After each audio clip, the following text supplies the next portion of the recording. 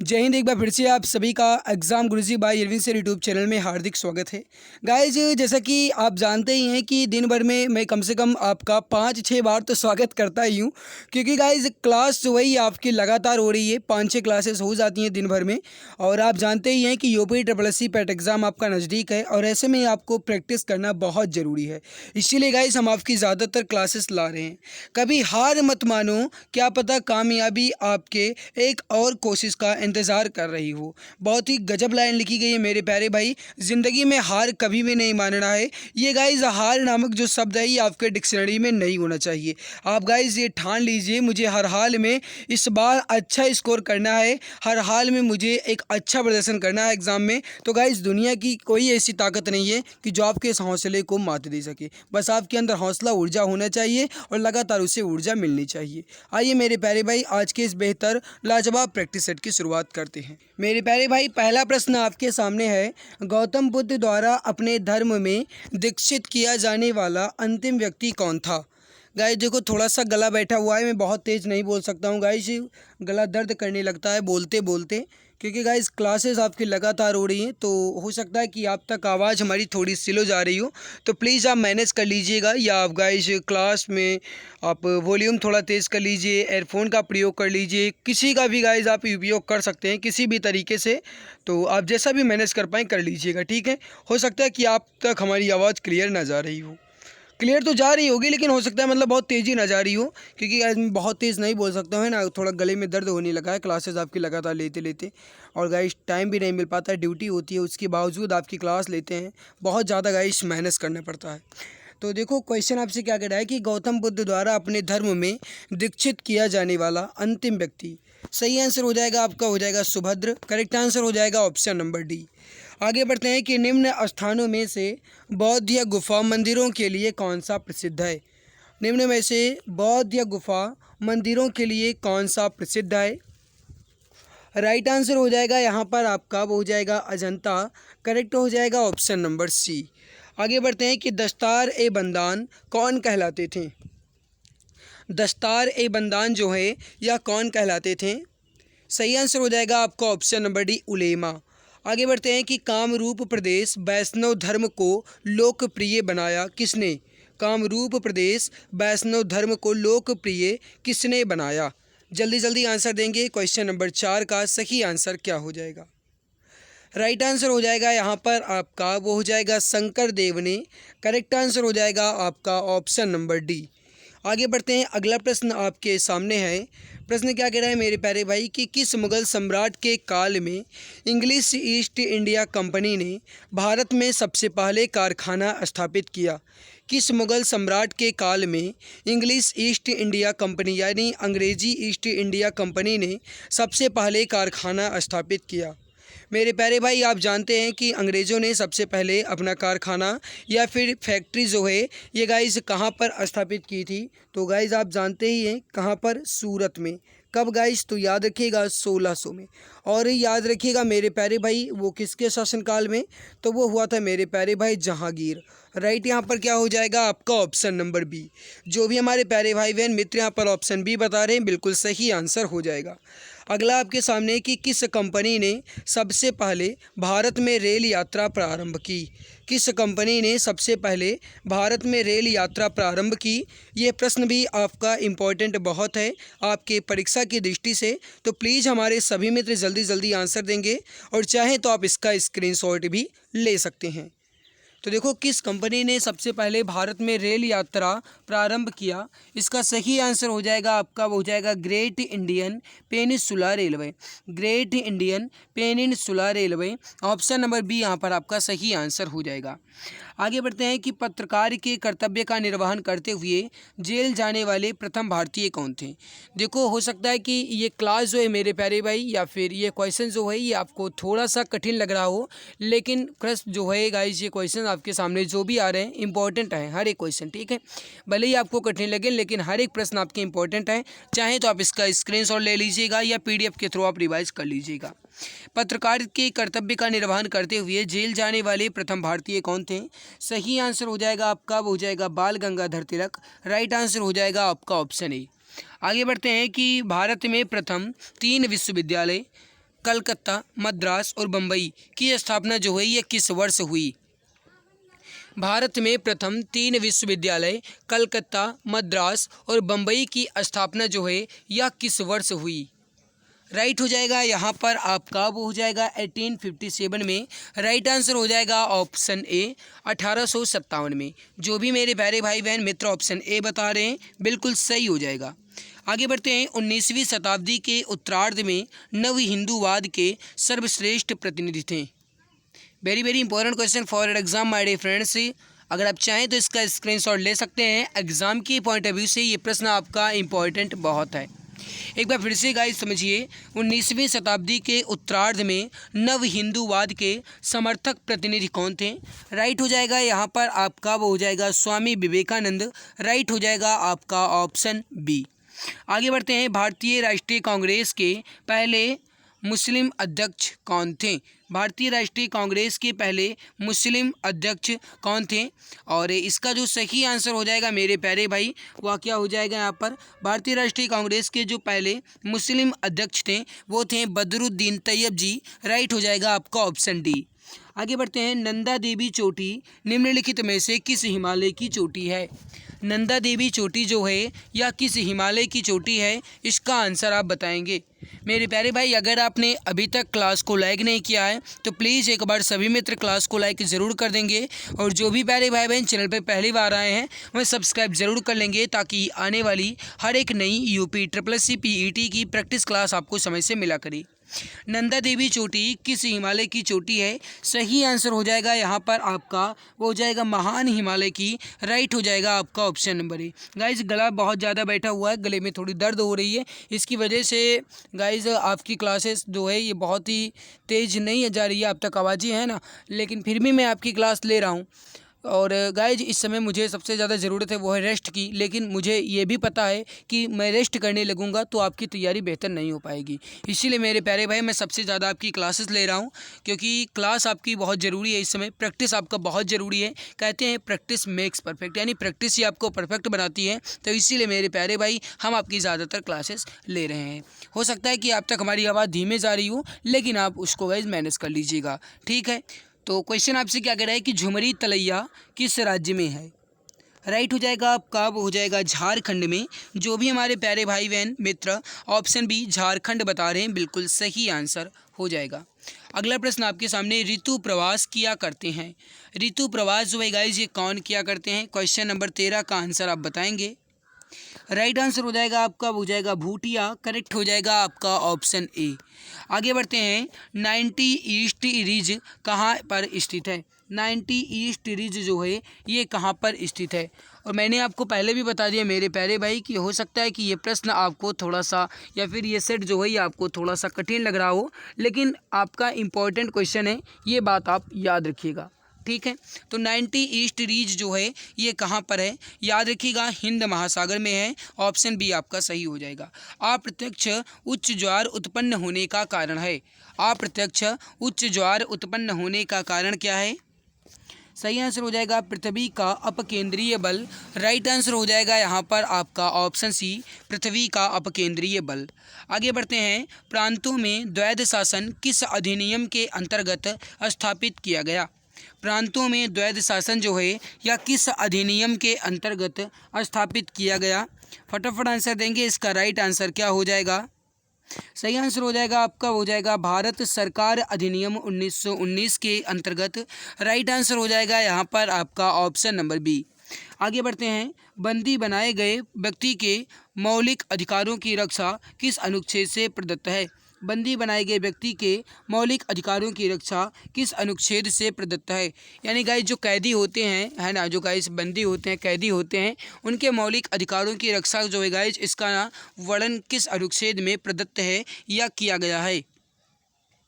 Right हो जाएगा आपका हो जाएगा अनुच्छेद 22 में। करेक्ट हो जाएगा आपका ऑप्शन नंबर डी। आगे बढ़ते हैं, भारतीय संसद के दोनों सदनों की प्रथम संयुक्त बैठक कब हुई थी? मतलब गाइस किसके संबंध में है, इसका आंसर आपको बताना है। भारतीय संसद के दोनों सदनों की प्रथम संयुक्त बैठक हुई थी। राइट हो जाएगा आपका, वो हो जाएगा दहेज उन्मूलन विधेयक के संबंध में। राइट हो जाएगा आपका ऑप्शन ए। आगे बढ़ते हैं, सार्वजनिक लेखा समिति अपनी आख्या जो है यह प्रस्तुत करता है। सही आंसर हो जाएगा मेरे प्यारे भाई प्यारे मित्र, वो हो जाएगा यहाँ पर आपका संसद को। राइट हो जाएगा ऑप्शन ए। राज्यपाल के वेतन और भत्ते दिए जाते हैं। राज्यपाल के वेतन और भत्ते जो हैं ये कैसे दिए जाते हैं, इसका आंसर आप बताएंगे। सही आंसर हो जाएगा, वो हो जाएगा guys consolidated fund of state से। कंसोलिडेटेड फंड ऑफ स्टेट से। राइट हो जाएगा यहाँ पर आपका ऑप्शन ए। आगे बढ़ते हैं, कुल उपयोगिता उस समय गिरती है जब सीमांत उपयोगिता हो जाती है। कुल उपयोगिता उस समय गिरती है जब सीमांत उपयोगिता कैसी हो जाती है, इसका आंसर आप बताएंगे। ये प्रश्न आपके परीक्षा की दृष्टि से इम्पॉर्टेंट है, प्लीज़ जल्दी जल्दी आंसर देने की कोशिश कीजिए। कुल उपयोगिता उस समय गिरती है जब जो सीमांत उपयोगिता है या कैसी हो जाती है, ऋणात्मक हो जाती है। ऑप्शन सी यहाँ पर आपका राइट हो जाएगा। आगे बढ़ते हैं, किस राज्य की प्रति व्यक्ति आय सबसे अधिक है? किस राज्य का प्रति व्यक्ति आय सबसे अधिक है, इसका आंसर आप बताएंगे। सही आंसर हो जाएगा आपका, हो जाएगा गोवा का। देखो गाइज, आपको अगर लगता है कि मैं बहुत तेज़ी से क्लास ले रहा हूँ या गाइज मैं बहुत स्लो ले रहा हूँ, तो आप क्लास की स्पीड को थोड़ा गाइज तेज़ या धीमा कर सकते हैं, जैसा आप चाहें वैसा कर सकते हैं, ठीक है। क्योंकि गाइज मैं सोचता हूँ कि कम से कम आपके पूरे क्वेश्चन कवर हो जाए, इसीलिए मैं आपको ज़्यादा समय नहीं दे रहा हूँ। विकासशील देशों में साख नियंत्रण का कौन सा उपाय सबसे अधिक प्रभावी होता है? विकासशील देशों में साख नियंत्रण का कौन सा उपाय सबसे अधिक प्रभावी होता है? राइट हो जाएगा आपका, वो हो जाएगा परिवर्तनशील आरक्षित अनुपात। करेक्ट हो जाएगा यहाँ पर आपका ऑप्शन नंबर सी।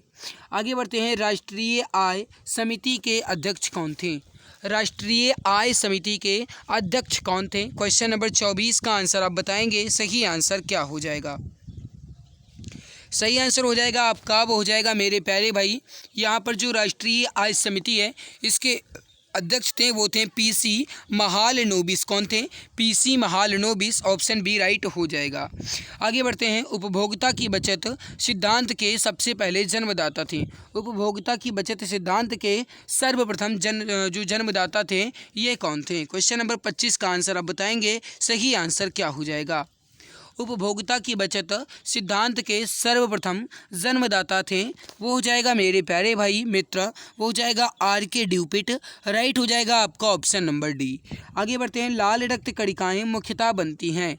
लाल रक्त कणिकाएँ जो हैं यह मुख्यतः किस में बनती हैं, इसका आंसर आप बताएंगे। सही आंसर क्या हो जाएगा? राइट आंसर हो जाएगा आपका, वो हो जाएगा अस्थि मज्जा में। करेक्ट हो जाएगा यहाँ पर आपका ऑप्शन नंबर डी। जो भी हमारे प्यारे भाई बहन मित्र यहाँ पर ऑप्शन डी अस्थि मज्जा में बता रहे हैं, बिल्कुल सही आंसर हो जाएगा। अगला आपके सामने कि कौन सा तत्व पौधों के विकास के लिए आवश्यक नहीं है? ध्यान दीजिएगा मेरे प्यारे भाई, कौन सा तत्व पौधों के विकास के लिए आवश्यक नहीं है बात कर रहा है, इसका आंसर आप बताएंगे। सही आंसर हो जाएगा आपका, हो जाएगा सोडियम का कोई भी ज़रूरत नहीं पड़ता है। ऑप्शन ए आपका राइट हो जाएगा। रक्त समूहों की खोज जो है यह किसने की थी? गाइस, जो ब्लड ग्रुप है या गाइस कहा जाए तो रक्त समूह है, इसकी खोज किसने की थी? ये प्रश्न आपकी परीक्षा की दृष्टि से इम्पॉर्टेंट है, तो प्लीज़ जल्दी जल्दी आंसर दीजिए। रक्त समूहों की खोज जो है या किसने की थी गाइस? कार्ल लैंड स्टीनर ने। राइट हो जाएगा यहाँ पर आपका ऑप्शन नंबर डी। जो भी हमारे प्यारे भाई बहन मित्र ऑप्शन डी बता रहे हैं कार्ल लैंड स्टीनर, बिल्कुल सही हो जाएगा। अगला आपके सामने कि द्रवित पेट्रोलियम गैस कौन सी है? द्रवित पेट्रोलियम गैस आपको बताना है। 29 नंबर क्वेश्चन। द्रवित पेट्रोलियम गैस यहाँ पर हो जाएगी आपकी, वो हो जाएगी गाइस प्रोपेन। क्या हो जाएगा? प्रोपेन। राइट हो जाएगा यहाँ पर ऑप्शन नंबर बी। जो भी हमारे प्यारे भाई बहन मित्र ऑप्शन बी प्रोपेन बता रहे हैं, बिल्कुल राइट हो जाएगा। नेक्स्ट आपके सामने है, निम्नलिखित में से कौन सी एक सदिश राशि है? सदिश राशि यानी वेक्टर क्वांटिटीज आपसे पूछा गया है। सदिश राशि का मतलब होता है कि जिसमें गाइस दिशा भी दी हो, साथ में परिमाण भी दिया हो, उसे कहा जाता है सदिश राशि या वेक्टर क्वांटिटीज। मेरे प्यारे भाई याद रखिएगा, अगला यहाँ पर सदिश राशि हो जाएगी आपकी संवेग। संवेग जो है यह सदिश है। इसके अलावा ऊर्जा, दाब और कार्य जो है मेरे प्यारे भाई यह आपकी स्केलर क्वांटिटी है, यानी अदिश राशि है। ठीक है, ये भी आप याद रखिएगा। दूसरी बात आप याद रखिएगा मेरे प्यारे भाई, इसकी ट्रिक मैं आपको बता दूं। जैसे सदिश राशि को याद करने की जो ट्रिक है वो है विषुवत बल, यानी कि गाइस अगर जहाँ पर भी आपको ज़्यादातर गाइस वह शब्द देखने को मिले, आप गाइस तुरंत बताइएगा कि वो सदिश राशि है। इसके अलावा उस आर्द्रता को चाबी दो, उस आर्द्रता को चाबी दो। उ मतलब ऊर्जा, स मतलब आपका गाइस समय, और अ मतलब आयतन, द्र मतलब द्रव्यमान, त मतलब तापमान, क मतलब कार्य, और गाइस च मतलब हो जाएगा आपका चाल, और ब मतलब हो जाएगा आपका गाइस यहाँ पर विद्युत विभव। ये जो है मेरे प्यारे भाई, ये गाइस जो बा है ना ये आपका साइलेंट है, और द जो है गाइस चाबी दो, यानी द जो है ये आपका हो जाएगा दाब। तो मेरे प्यारे भाई ये आपकी ट्रिक है, आप इसको याद रखिएगा। ठीक है, सदिश और अदिश याद करने की। आगे बढ़ते हैं, अगला प्रश्न देखते हैं। मेरे प्यारे भाई जीके का पोर्शन आपका कंप्लीट हो चुका है। आपका गाइस यहाँ पर केवल और केवल अब जनरल अवेयरनेस वाला बचा है, वो हम अभी अंत में कंप्लीट कर लेते हैं। लेकिन उससे पहले गाइस आपका जो गद्यांश दिया गया है इसको आप कंप्लीट कर लीजिए। 66 से लेकर के 70 तक के प्रश्नों को हल करना है गद्यांश को पढ़ करके, और ये गद्यांश आपका इंपॉर्टेंट है एग्जाम की दृष्टि से, इसीलिए हम इसे भी हल कर लेते हैं। देखो, विश्व में कोई भी ऐसी सभ्यता नहीं है जिसने वनों के मूल्य को न आंका हो। वन विभिन्न प्रकार के पशु पक्षियों तथा प्रजातियों के लिए एकमात्र आश्रम स्थल थे और आज भी हैं। वनों के निरंतर घटने से इनके संरक्षण की आवश्यकता पड़ी। आज भी वन संरक्षण की आवश्यकता पहले जैसी ही बनी हुई है। वनों में उगे पेड़ पौधे हमारी ईंधन की समस्या का समाधान करते हैं। इनसे हमें इमारतें, फर्नीचर आदि बनाने के लिए कई प्रकार की लकड़ियाँ प्राप्त होती हैं। साथ ही कागज बनाने के लिए कच्ची सामग्री भी उपलब्ध होती है, परंतु इन्हें काटने के साथ साथ इनका संरक्षण भी आवश्यक है। पेड़ पौधे वर्षा कराने में सहायक बनकर पर्यावरण की रक्षा करते हैं। वहीं इनमें कार्बन डाइऑक्साइड जैसी विषैली गैस को सोखने की क्षमता भी होती है, जिससे हवा भी गैसों का संतुलन बना रहता है। ऐसा करके वह हमारी पृथ्वी को सुरक्षित रखते हैं। पर्यावरण की सुरक्षा के साथ साथ हमारी सिंचाई और पेयजल की समस्या का समाधान भी वनों के संरक्षण से ही संभव हो सकता है। वनों के कारण ही नदियां अपने भीतर जल की अमृत धारा संजोकर प्रवाहित हो रही हैं। ये रहा आपका गद्यांश। गद्यांश से रिलेटेड प्रश्न है, वनों का मूल्य आंकने का अर्थ क्या है? वनों का मूल्य आंकने का अर्थ क्या है गाइज? इसका मतलब यह है कि वनों के महत्व को समझना। वन जो है गाइज इसके महत्व को समझना, यानी वन के मूल्य को आंकना। राइट क्या हो जाएगा आपका? Option A. आश्रय स्थल से क्या अभिप्राय है? आश्रय स्थल से क्या अभिप्राय है? आश्रय स्थल से अभिप्राय यहाँ पर है गाइज वो है रहने का स्थान।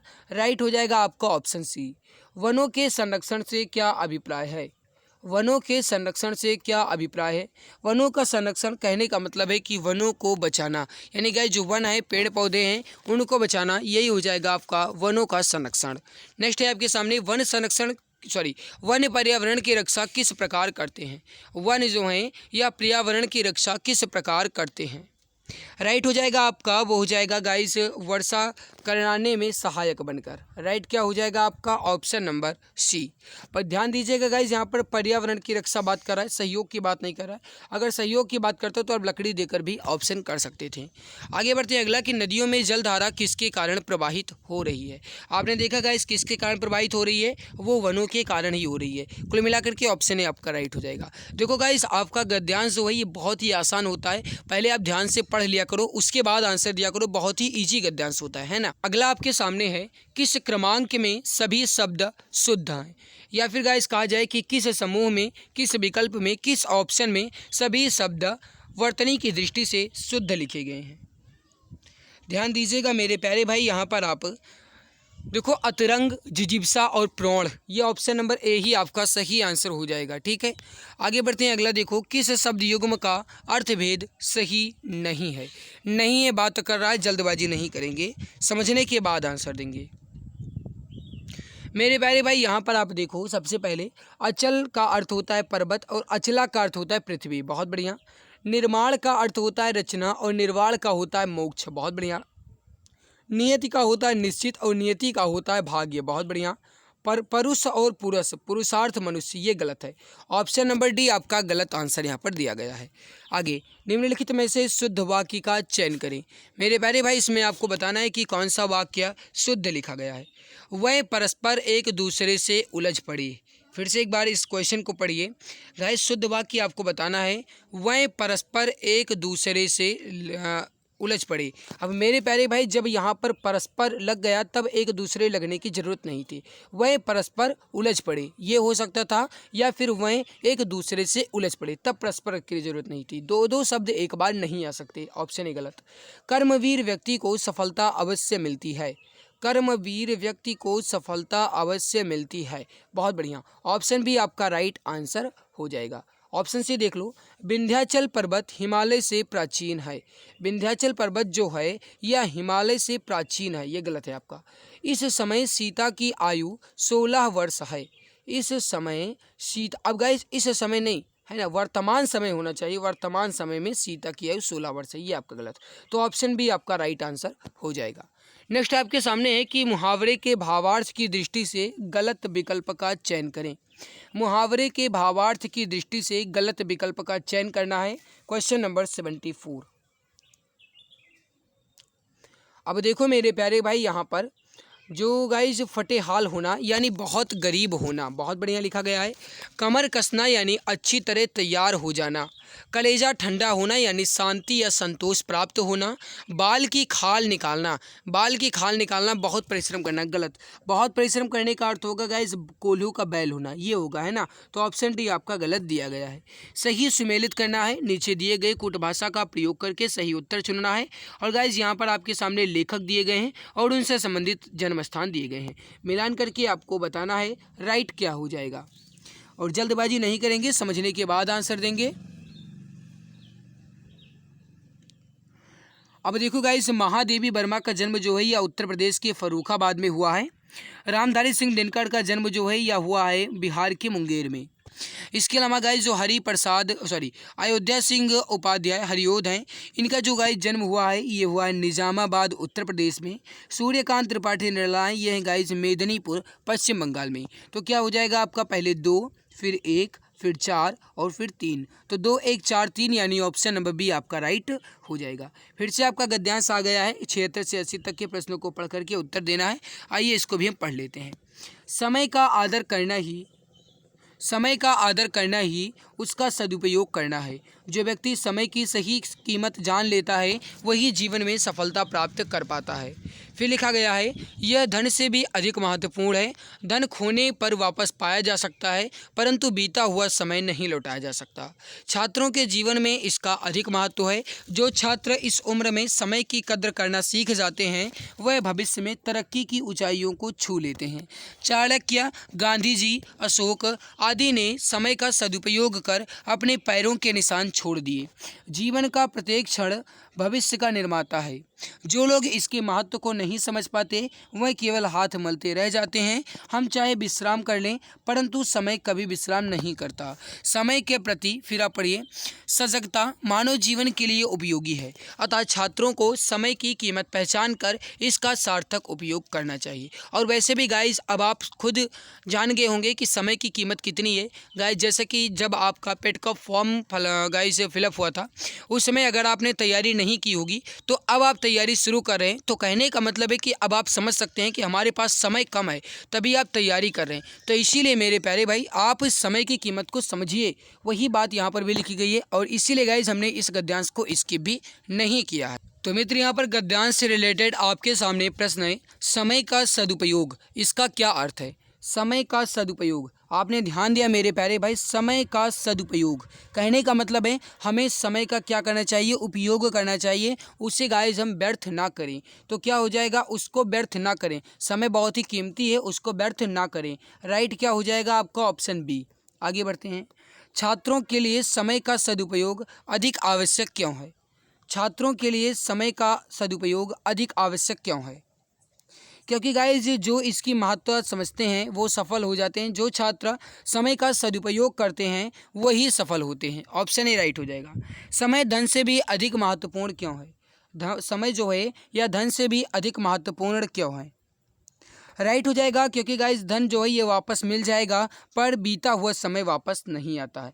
कहते हैं ना मेरे प्यारे भाई कि आप समय का इंतज़ार करते हैं परंतु समय आपका इंतज़ार नहीं करती है। इसीलिए मेरे प्यारे भाई आप याद रखिएगा, बहुत ही ज़्यादा कीमती होता है।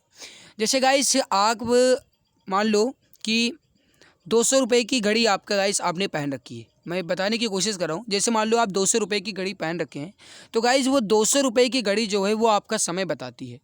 लेकिन गाइस अगर आपने 2000 रुपये की घड़ी पहन रखी है तो वो आपका वो समय बताती है जो आपके लिए है। कुल मिलाकर के कहने का मतलब है गाइस कि घड़ी जैसे 100 रुपये की घड़ी वो भी समय बताती है, और जो गाइस 1000 रुपये की घड़ी है वो भी समय बताती है। 100 रुपये की घड़ी जो है गाइस वो कौन सा समय बताती है, 2 बजे हैं कि 3 बजे हैं या 4 बजे हैं। लेकिन जो 1000 रुपये की घड़ी पहन रखा है बंदा, वो उस बंदे का समय बताती है कि इसका समय कैसा है, वक्त इसका कैसा है। तो मेरे प्यारे भाई समय की आप कीमत को समझो, ठीक है। अगला, निम्न में से कौन सा विकल्प सजगता का पर्यायवाची नहीं है। सजगता का पर्यायवाची यहाँ पर प्रमोद ही आपका नहीं होगा, ऑप्शन ए राइट हो जाएगा। अगला, इस अनुच्छेद का सबसे अधिक उपयुक्त शीर्षक क्या है। इस अनुच्छेद का सबसे अधिक उपयुक्त शीर्षक क्या है मेरे प्यारे भाई। इसमें कुल मिलाकर के छात्र की बात की गई है, छात्रों के लिए अधिक उपयोगी है, छात्र इसके महत्व को समझें, और समय की बात की गई है। तो राइट यहाँ पर क्या हो जाएगा आपका, ऑप्शन बी। इसके अलावा गाइस अगर ये अनुपयोग ना दे करके समय का यहाँ पर सदुपयोग दिया होता तो हम इसको बिल्कुल पक्का मानते। अगर सदुपयोग दे दिया जाता तो हम गाइस इसे ही मानते शीर्षक, लेकिन सदुपयोग नहीं दिया गया तो छात्र जीवन और समय आपका राइट हो जाएगा। अगला, उत्तर प्रदेश का सबसे छोटा जिला क्षेत्रफल की दृष्टि से कौन सा है। उत्तर प्रदेश का सबसे छोटा जिला क्षेत्रफल की दृष्टि से वो हो जाएगा हापुड़, राइट हो जाएगा आपका ऑप्शन ए। आगे बढ़ते हैं, भारतीय मुद्रा नोट किस स्थान पर छापे जाते हैं। भारतीय मुद्रा नोट जो हैं यह किस स्थान पर छापे जाते हैं, इसका आंसर आप बताएंगे। राइट आंसर हो जाएगा आपका, वो हो जाएगा नासिक में, ऑप्शन सी करेक्ट आंसर हो जाएगा। अगला आपके सामने, अलग केंद्र शासित प्रदेश के रूप में लद्दाख की मांग सबसे पहले किसने उठाई थी। अलग केंद्र शासित प्रदेश के रूप में लद्दाख की मांग सबसे पहले किसने उठाई थी। राइट आंसर हो जाएगा डियर फ्रेंड्स, वो हो जाएगा कुशोक बकुला रिनपोछे ने। किसने, कुशोक बकुला रिनपोछे ने। राइट हो जाएगा डियर फ्रेंड्स आपका, वो हो जाएगा ऑप्शन बी। अगला, कि सालार जंग संग्रहालय कहाँ स्थित है। सालार जंग संग्रहालय जो है ये कहाँ है। राइट आंसर हो जाएगा आपका, वो हो जाएगा हैदराबाद में। करेक्ट आंसर हो जाएगा आपका ऑप्शन सी। आगे बढ़ते हैं, उत्तर प्रदेश में सबसे अधिक दशकीय वृद्धि दर वाला जिला कौन सा है। उत्तर प्रदेश में सबसे अधिक दशकीय वृद्धि दर वाला जिला कौन सा है। सही आंसर हो जाएगा आपका, वो हो जाएगा गौतम बुद्ध नगर। राइट आंसर हो जाएगा यहाँ पर आपका ऑप्शन बी। जो भी प्यारे भाई बहन मित्र ऑप्शन बी बता रहे हैं बिल्कुल सही आंसर हो जाएगा। आगे बढ़ते हैं मेरे प्यारे भाई, यहाँ पर आपको बताना है सही सुमेलित नहीं है। अब यहाँ पर आप मिलान कीजिए मेरे प्यारे भाई। सबसे पहले पीलीभीत छोटा पाकिस्तान, इसमें पाकिस्तान शब्द कहाँ से आ गया, आपका ऑप्शन ही सही नहीं है। अगला देखो, सही सुमेलित कीजिए गाइस, विश्वविद्यालय दिए गए हैं उनसे संबंधित उसका स्थान दिया गया है, मिलान करके आपको सही आंसर बताना है। फटाफट आंसर दीजिए क्वेश्चन नंबर 87।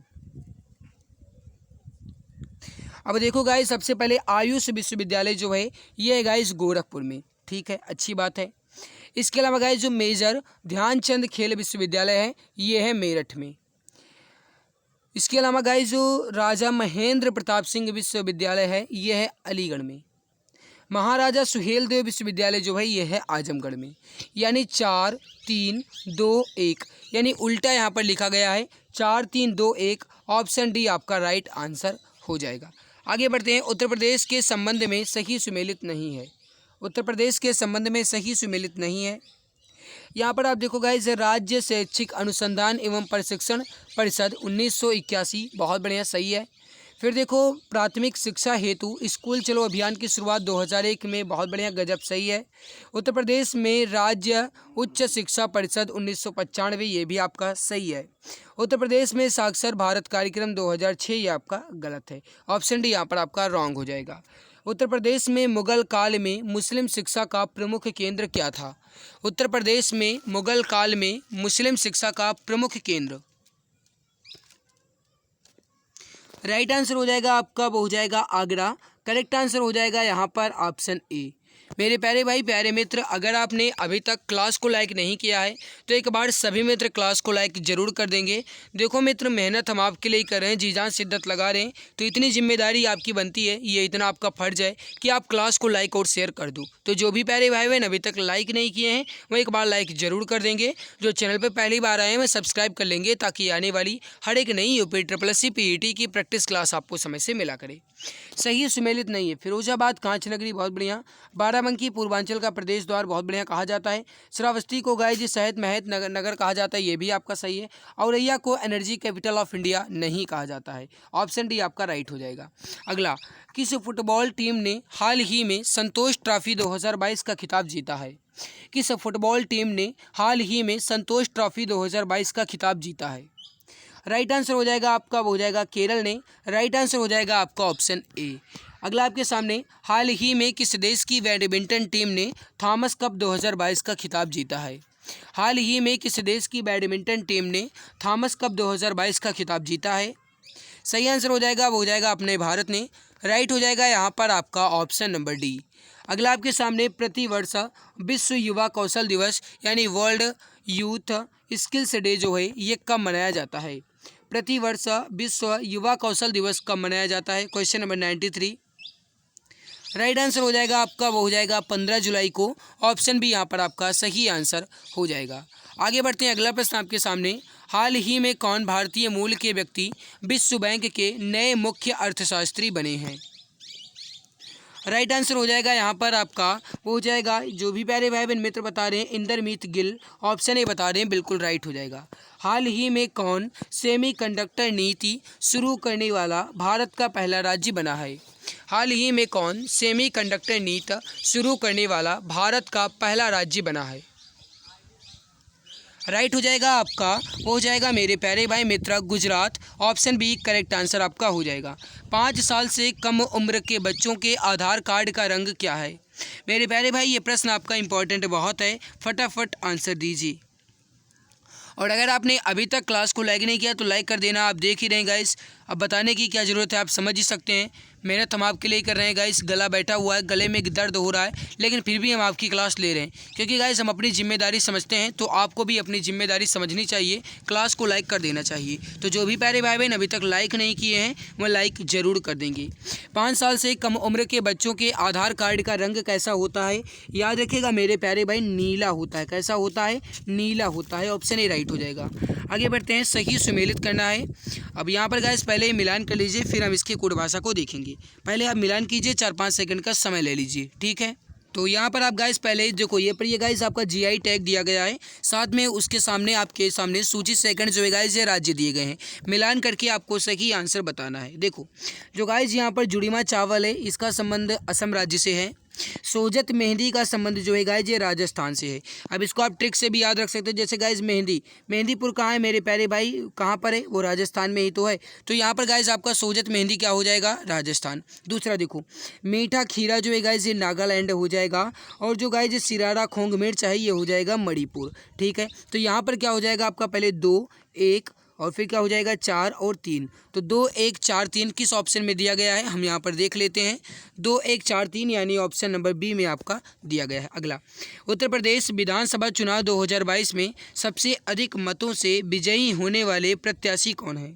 उत्तर प्रदेश के विधानसभा चुनाव 2022 में सर्वाधिक मतों से विजयी होने वाले प्रत्याशी कौन हैं? राइट आंसर हो जाएगा माय डियर फ्रेंड्स आपका, वो हो जाएगा सुनील कुमार वर्मा। कौन है? सुनील कुमार वर्मा। ऑप्शन ए आपका राइट हो जाएगा। हाल ही में कौन सा देश कॉमनवेल्थ गेम एसोसिएशन के सदस्य के रूप में शामिल हुआ है? Question number 99। राइट आंसर हो जाएगा माय डियर फ्रेंड्स आपका, वो हो जाएगा टोगो और गैबान। राइट हो जाएगा यहाँ पर आपका ऑप्शन सी। आगे बढ़ते हैं, हाल ही में किसने यूक्रेन के बच्चों के लिए अपना नोबेल पुरस्कार बेच दिया? बहुत ज़्यादा इंपॉर्टेंट क्वेश्चन है एग्जाम की दृष्टि से, फटाफट आंसर दीजिए। 100% एग्जाम में आने के चांस हैं। अब मैं 100% कह रहा हूँ, इसका मतलब ये नहीं गाइस कि मैं गारंटी ले रहा हूँ, है ना, लेकिन गाइस कुछ उम्मीद है। अब जैसे गाइस मैं 99.9% कहूँ तो आप बिल्कुल पक्का मानो। हाल ही में किसने यूक्रेन के बच्चों के लिए अपना नोबेल पुरस्कार बेचा? सही आंसर हो जाएगा आपका, हो जाएगा दामित्र मुराटोव ने। राइट हो जाएगा यहाँ पर आपका ऑप्शन नंबर बी। मेरे प्यारे भाई ये रहा आपके सामने इसका आंसर विद पीडीएफ के साथ आपको मिल जाएगा। आपको इसकी पीडीएफ चाहिए या नहीं कमेंट सेक्शन में कमेंट करके जरूर बताइएगा। अगर चाहिए तो आप टेलीग्राम चैनल को ज्वाइन कर लीजिए। Telegram channel exam Guruji by Arvind sir के नाम से है। उसकी गाइस जो लिंक है वो वीडियो के नीचे डिस्क्रिप्शन बॉक्स में अवेलेबल है। इसके अलावा गाइस मैं आपको बता दूं कि अगर आप मेरे फेसबुक पेज को लाइक करना चाहते हैं तो उसकी भी लिंक मैंने डिस्क्रिप्शन में अवेलेबल करवा दी है। वहाँ पर आपको गाइस डेली अच्छे नोट्स की पीडीएफ के पोस्ट आपको मिलते रहेंगे। अगर आपको कोई भी क्वेरी है तो आप मुझे इंस्टाग्राम पर डायरेक्ट डीएम कर सकते हैं। वहाँ पर गाइस आप मुझे तुरंत गाइस आप मुझसे संपर्क कर सकते हैं। ओके, तो गाइस इंस्टाग्राम की आईडी भी मैंने डिस्क्रिप्शन बॉक्स में अवेलेबल करवा दी है। ओके, तो अगर आपका कहीं कोई डाउट है तो आप कमेंट में पूछ सकते हैं। मेहनत कैसी लगी इस पर अपनी राय जरूर दीजिएगा। अच्छी लगी तो लाइक करके ही जाना। और गाइस चैनल पर पहली बार आए हो तो सब्सक्राइब कर लेना ताकि आने वाली हर एक नई OPTCPET की क्लास आपको समय से मिला करे। मिलते हैं दूसरी नई क्लास में, तब तक के लिए बहुत बहुत धन्यवाद।